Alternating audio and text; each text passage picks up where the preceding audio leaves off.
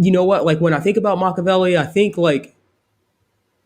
there's one part of it where it kind of ties into capitalism to me, where I think people don't like Machiavelli, but he gets it right that we're self interested. Yes. And you can even see that in capitalism. And it's just like, and then it's just like, how do you tie the two together? It's just like, I'm not necessarily tying them together, but like, it's interesting to me when I think about how capitalism equates with or gets right the incentives for being self-interested. It gets that right, and that would be, to me, it would likely be an economic system that Machiavelli would approve of, where you have winners and losers. And it was just it's an interesting concept to me that I was thinking about when I thought about it. But that's it. I certainly agree with what you were saying in terms of there's value to be extracted in just in terms of just merely understanding what is. No, it's a great connection there between Machiavellianism and capitalism. That is a very astute recognition, because that there is a lot of overlap, right? Because like capitalism, the good thing about socialism is it can give you the warm fuzzies. It's like, oh, Right. everybody's equal and we work together and communal ownership of resources, sharing is caring. It feels good, right? Capitalism does not feel good, right? And it doesn't. There's no illusion that anybody cares about you at all, right? And Nope. that's kind of like the whole point of, because Adam Smith is like the founder of capitalism, at least the theory behind it, with the Wealth of Nations. It's like, there's an invisible hand, with what he says, that guides the economy towards something that's good for everybody, which is self-interest. As long as we're all self-interested and there's a free market, then there's going to be rewards given to those who can provide a good service at a low price. And even though, everybody's strictly greedy and self-interested, it works out, Right. because they're able to use their ingenuity to create a product that is in their interest. And it's in our interest that they make good products. So Right. yeah, it's the same thing. It's like, you can not like capitalism, you could want the warm fuzzies, but history tells you capitalism works. And Right. likewise, Machiavellianism, you may not want to hear it, Right. but does that mean that he's wrong? Right. No. Absolutely. Absolutely. Absolutely. That's exactly how I thought about it. And I didn't want to tie it there, but then when I started thinking about it, I'm like, that it fits. Like Right. it fits, and it's uncomfortable, but I think it's a way of putting that perspective out there, that like some things that you may think is like, or some things that you may think leave a bad taste in your mouth, you have to think about how often it's put into application, into reality. And it's just like a lot of times when your ideologies confront you in the face, it's different than how you think about it. uh, and that's where I think it's interesting, where if people could really, like, you know what, if you're a capitalist, you may have more in common with Machiavelli than you think. It's like, Yeah, and so here's one of the things I think that I think about me that gives me a unique insight here, is that there's a and not a lot, very few people know me personally. You're one of the few that knows me personally. absolutely. There's a coldness inside of me, right? Yep. There's a coldness there For that, evil though. what was that? I said for evil though, I would say, or for bad.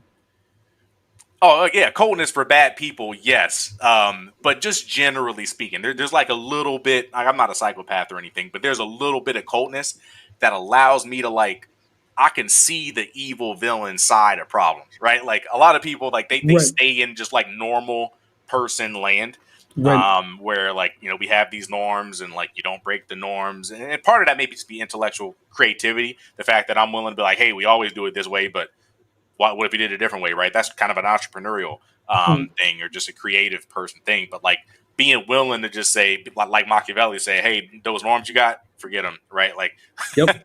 what can I do, and what's the path to power? I think like that a lot. Now, I don't act like that, right? Because I'm very principled, but I still see it. Like, I see those angles. So one of the parts, when I'm talking about Machiavellianism, is I call it it's a section on superior force.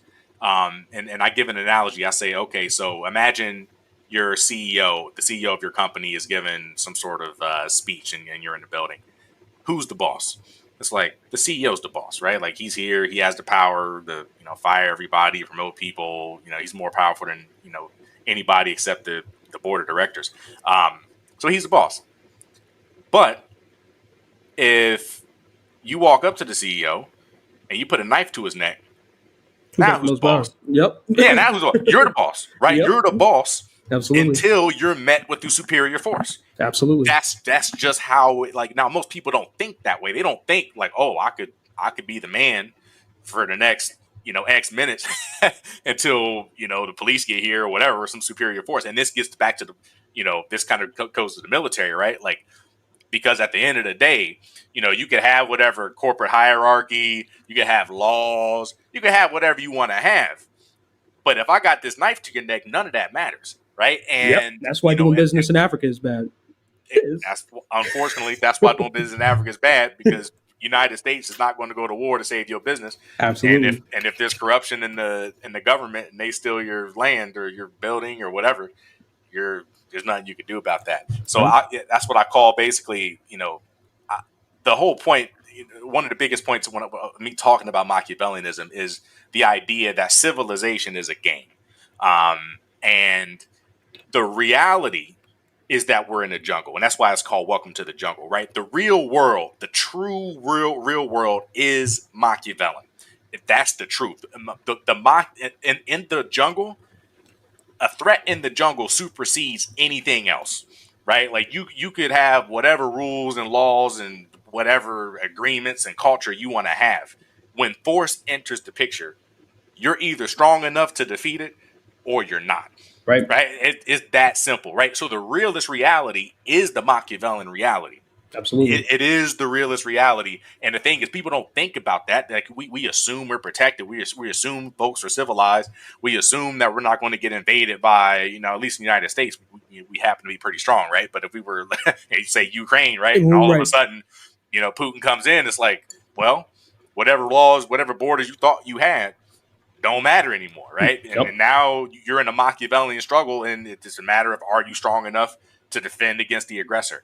And so my point is, civilization, which is everything good about humanity, isn't real, right? That, or at least it's less real than the Machiavellian, level underneath it. Right. And what that makes that means is civilization is sacred, and it needs to be protected, and we need to stay playing this civilization game as much and as long as we can.